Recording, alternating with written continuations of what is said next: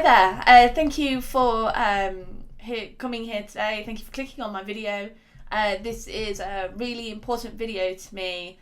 I feel very grateful that I've been given this opportunity by the World of Warcraft development team. And we're just going to have a chat today to who's part of the accessibility team at World of Warcraft. And I think it was a great interview. So I'll let you make your own decisions on that. Okay. Ready? Sounds good. First question would be as developers, how important do you think accessibility is to World of Warcraft and why? It's a great question. I think it's super important, and I think a lot of us feel that way. I know for a lot of our developers, WoW has been something for us personally as players that brought us together with other people or introduced us to friends that we wouldn't have made otherwise. And I think through accessibility, we're able to give those opportunities to more players from more backgrounds. I know how important it was for me personally, and so the idea that somebody can't have that experience because of the way we design the game or something like that breaks my heart. And so I love that it's a key initiative. I love that we have a lot of people on the team who are really passionate about accessibility. And it's something that we're just continuing to work on, right? So accessibility for us isn't a one and done thing.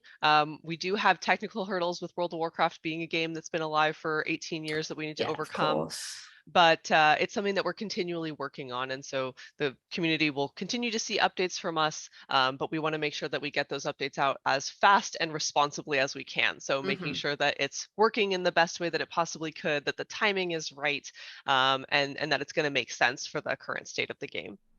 Yeah, that's really good. Thank you. Thank you very much. The second question would be that, for example, the colourblind settings in the game were some of the very first in an MMO. Are there any other accessibility settings that were a first for you as a designer or a first for Blizzard as a company? So I've learned from my time in academia to never say you were the first, because there's probably always somebody who's done it before you. But I think some of the most pivotal things that we've introduced to WoW, or some of the key ones that I think are high impactful ones. Our chat text to speech and speech to text was our first like major accessibility undertaking as like a collective. And that was something where we were the first Blizzard game to ever do that kind of an accessibility feature, which was really cool. A lot of our other teams have learned from that foundational work that the WoW team did. And it gave access to our community to folks who never had it before. So going back to what I said of just like bringing more people into the community so that they can participate, we know that chat was a big one for a lot of our players. And so we wanted people to be able to communicate with people in their party and people in their guild, and not have to go outside of the game for that. So I think that was a big one. And then another one that's kind of newer, but I think is sort of new in thinking about how you interact with World of Warcraft, is our interact key. So that just came out with Dragonflight. And I think, when you think about World of Warcraft, it's a keyboard and mouse game, and interact key is really sort of challenging that of like, well, now there's more that you can just do with the keyboard. I know that I've been using it in Dragonflight for my fishing, and it's been really convenient. So I think those are some of the ones for me that I feel like are sort of breaking the ground of challenging like what WoW was before and what WoW could be. Yeah, that's understandable. Like personally, one of my favorite things is the fact that you can set up any spells on the number keys. So you can just obviously press the number key, just like when I was started playing back in TBC, and I very quickly learned that fishing was a bit of a bore, and I learned to put it on one of the number keys. So I would just sit there doing this the whole time, and you don't think of it as an accessibility setting, but it is because it makes the game easier for people. So, question three, click to move is one of the very earliest accessibility settings in the World of Warcraft. Could there ever be an option to make it another colour but yellow? Yeah, so our UI team are some of our biggest advocates for accessibility, and they, in the UI revamp that just happened with Dragonflight, Mm-hmm. accessibility was a big focus there. Um, the current UI revamp is sort of like the foundation. Like we have the base there, and I know the team wants to continue working on it. It's going to be a continual process. And so if the click to move is one area, like that still has the old UI, that would be, you know, a relevant piece to revamp. We would love to hear from the community on what things they're interested in having for an update to the click to move pad. What would they want to see? What would bring it up to that level of like modernization that the other elements of the UI have as well?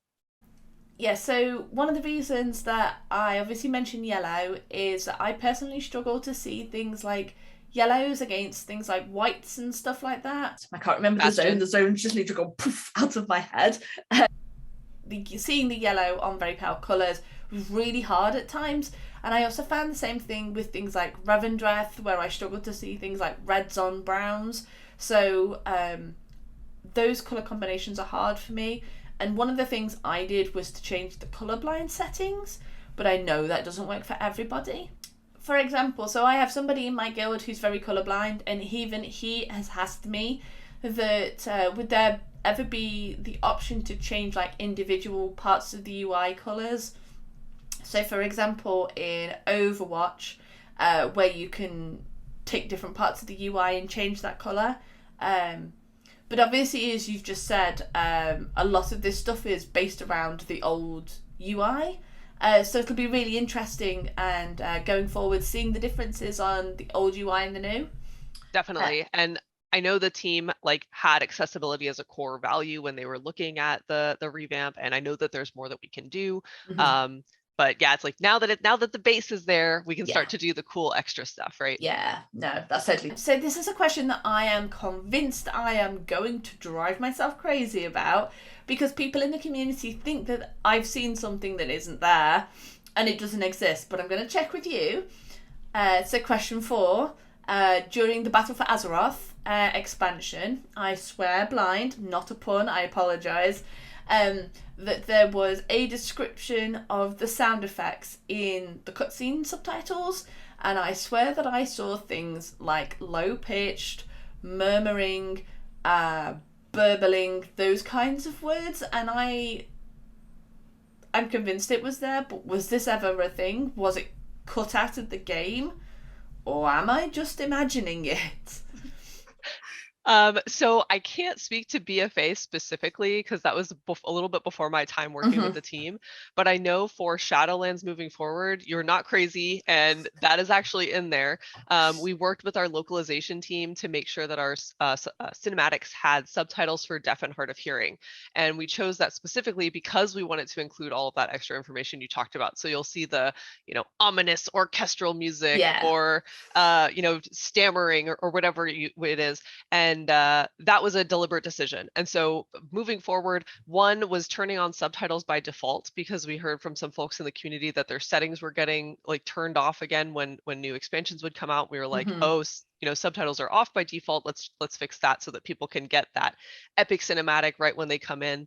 And another one was just making sure that we had that consistency in our subtitles. So whether it's our in-game cinematics or videos on YouTube, they're always going to have that subtitles for deaf and hard of hearing included.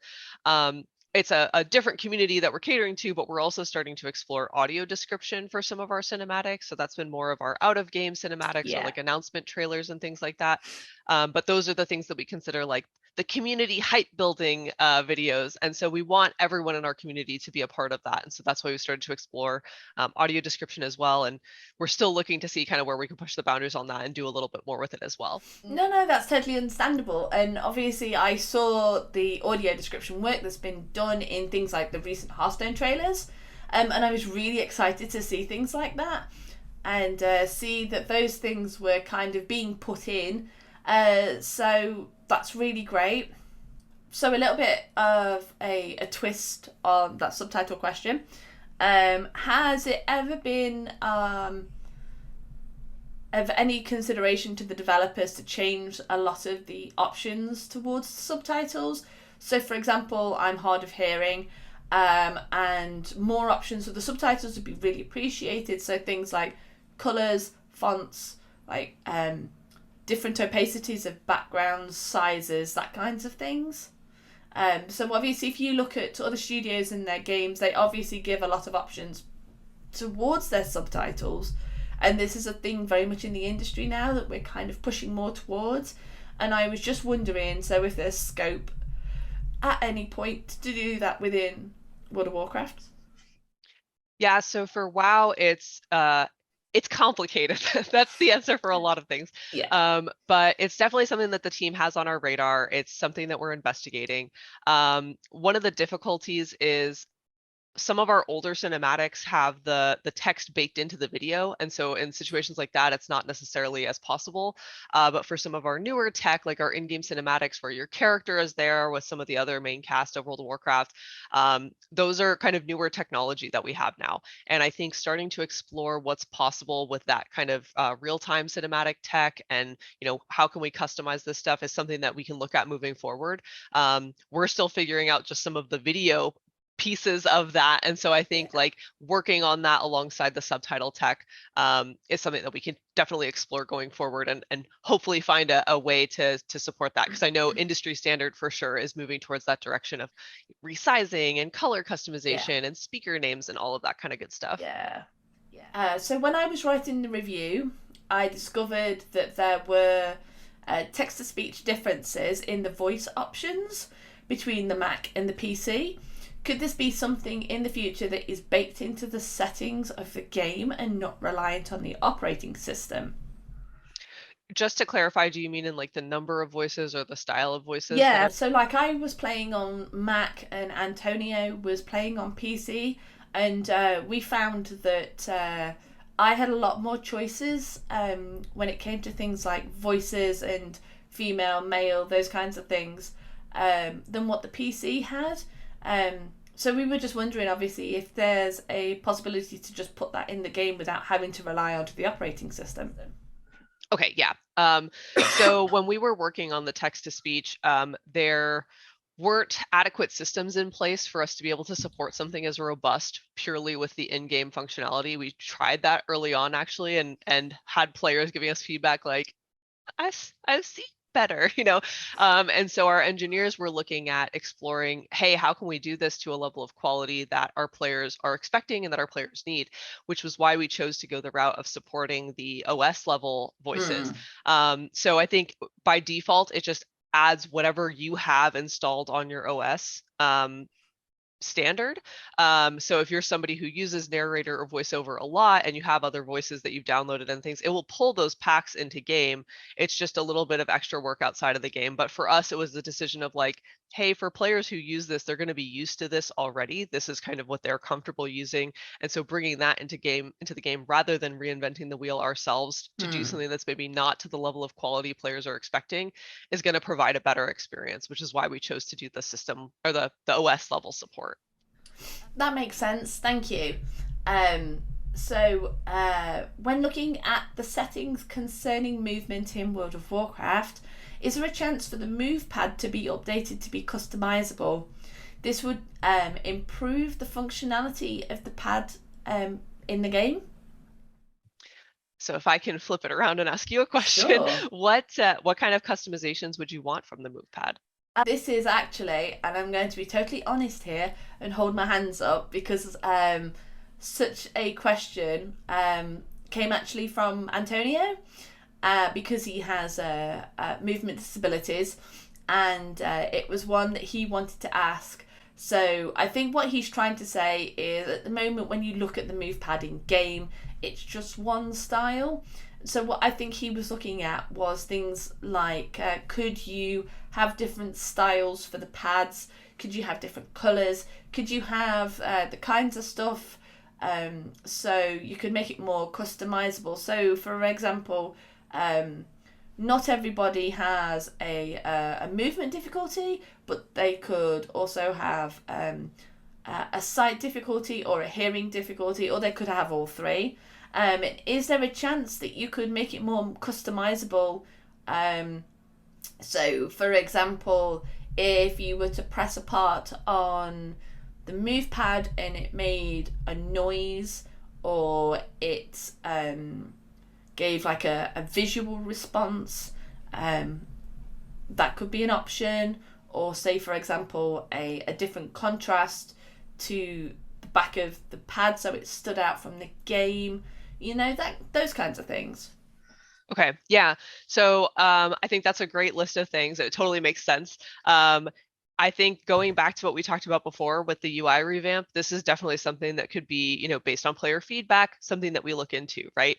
Hmm. I think the action bars are a great comparison where when we first started to look at those, it's like, okay, action bars, they're small buttons, and with UI scaling, you can kind of make them bigger, but that's it. And now the new version, it's like, well, what orientation do you want your bars? How big do you want the icons to be? How much Mm. padding do you want between the icons? And a lot of that was taken into account because of accessibility feedback and because of things we heard from players or screenshots that we saw from our community of how they had set up their UI. And I think MovePad is another thing that could fall into that category, right? Of let us help you. What do we need to do to make this better? So I think hearing from our players is the thing that I would say is top of mind for us. We want to know how to make it the best that it can be for everyone.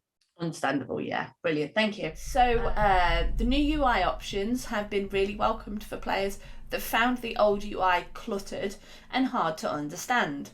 Has there ever been a consideration for changing the fonts to a more plain version with less flourishes on it? Or has there ever been an option to change it? I've been asked this question by somebody who's not just autistic but dyslexic, so they find the in-game fonts hard to read. So certain fonts, like say Frizz Quadrata, which I know is used, and there's another one as well that I know is really hard for people. I say this as somebody who really appreciates obviously the UI changes, because I haven't used the original UI in over 10 to 15 years, because I just find it really hard and really cluttered. So things like LVUI give me the chance to kind of move things, space things, put things in proper boxes. Um, and having more plain fonts without having to use LVUI or any other add-ons would be a real bonus, I feel, to people who needed that in game. So this is another one where we're definitely looking at trends in the industry and what some of the other games that are coming out are doing. So I can't say anything right now. It's definitely something that the UI team has on their radar. But again, with the UI revamp sort of rolling now, there's a lot more Mm-hmm. opportunity for us to explore things like this. Okay, so two more questions. Um, so concerning character design, I know that there were options with the mechanomes to add or deduce arms and legs, but have you ever considered this for any other race? I love the option of the blindness on the elf races. So I think at this point, actually, all of our races have a blindness option, but it's to different degrees.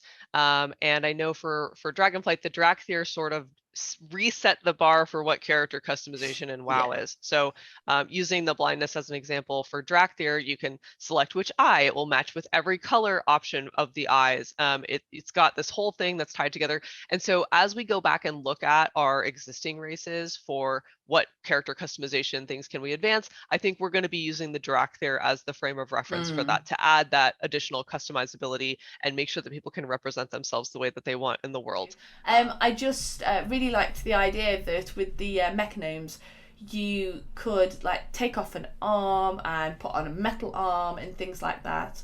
And obviously, it's because we think of them as robots. They're like half robot, half flesh. So obviously, I understand that this doesn't fit into the other races, but I just love the idea of having this. I think it was really clever how this was done, and how it was such a nice idea to bring people into the community, and they could look at these and they could go, oh wow, okay, I lost an arm, and so now I can play a mechanome who's also lost an arm. And it was this idea of seeing yourself in game, and I love the fact that you've just started putting glasses in game as well now, so people like myself can now wear glasses. So for example, my elf is a blood elf.